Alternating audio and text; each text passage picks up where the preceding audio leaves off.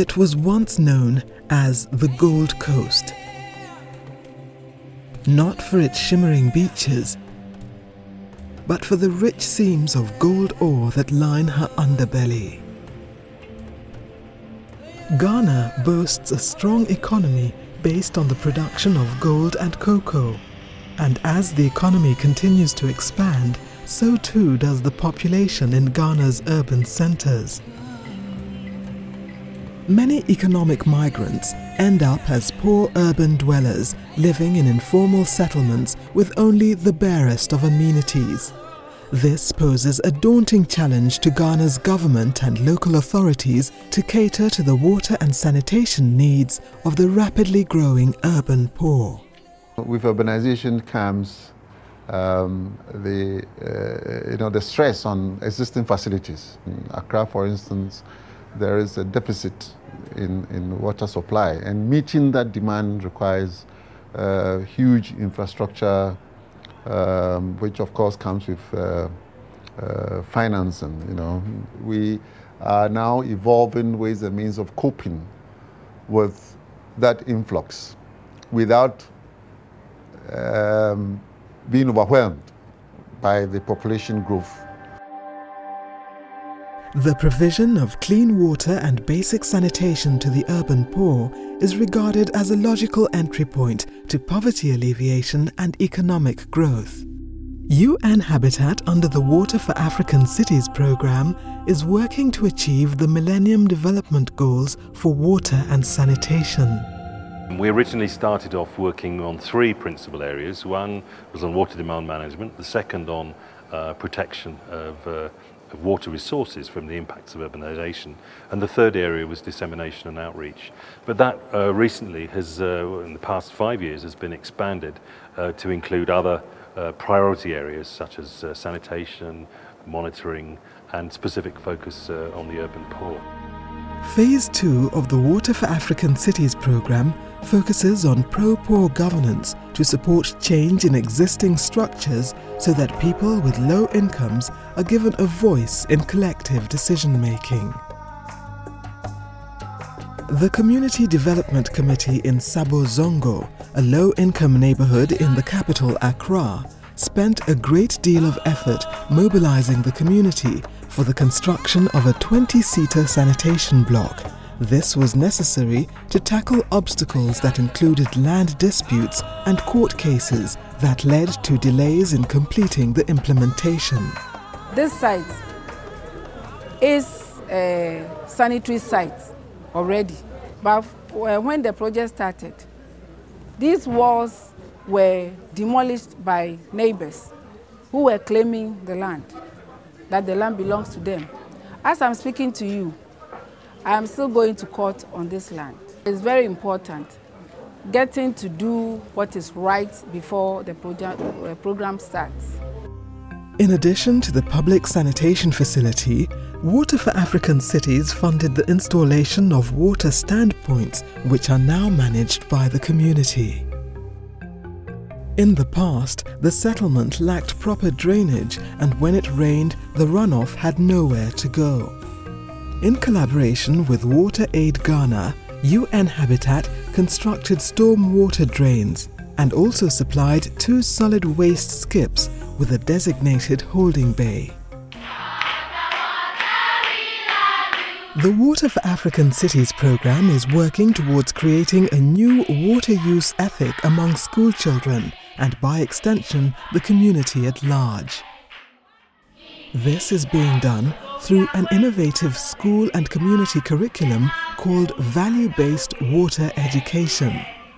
In sub-Saharan African countries, legalities and technicalities have not been able to solve water-related problems.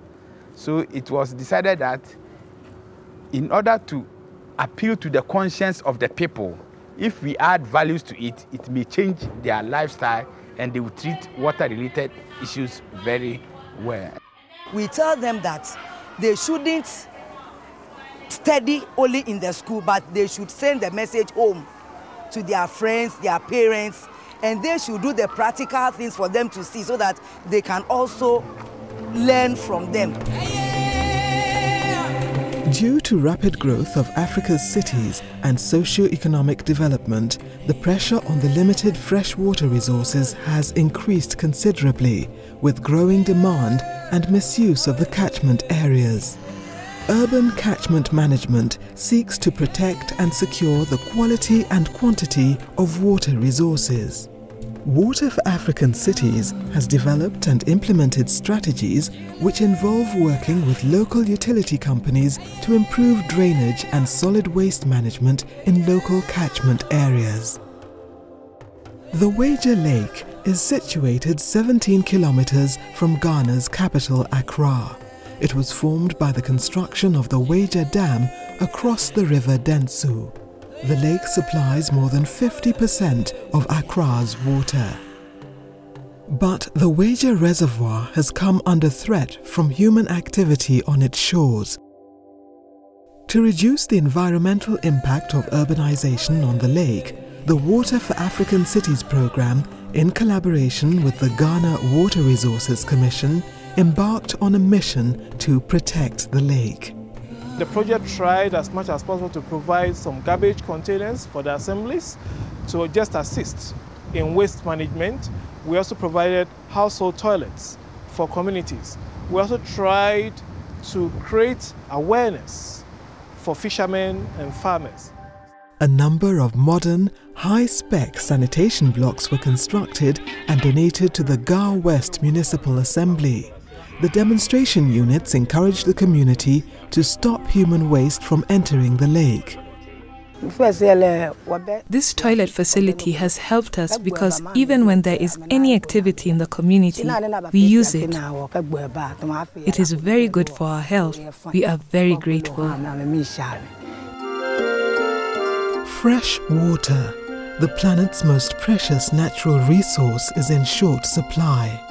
Water demand management experts say that we could increase supply merely by planning and controlling water use to strike a balance between limited water resources and demand. This principle is illustrated by the Ghana Water Company, which through the Water for African Cities program has adopted a geographic information system. The computer-based system provides the utility with accurate spatial information to make timely decisions regarding their water supply network. Now we know the locations of our customers, and in the process we are able to identify illegal connections that hitherto the system couldn't identify. So the project helped to rectify some of these anomalies that we have in the system. So it reduced non-revenue water appreciably. The way forward is to incorporate the lessons learned in this project into other ones within the urban setting. It's a good program, and I think that we would want it to continue based on the lessons learned from this project. As African cities increasingly serve as engines of growth, the continent's population will continue to migrate to urban centres. The demands on governments to provide adequate sanitation and water supply will keep rising. Initiatives like the Water for African Cities program play a vital role in bridging the demand gap. But the real value of demonstration projects such as this lies in the capacity of governments and local authorities to upscale and replicate them. This will ensure sustainable access to proper sanitation and safe drinking water for Africa's urban poor, making a tangible impact on their lives and serving as a stepping stone to a brighter future.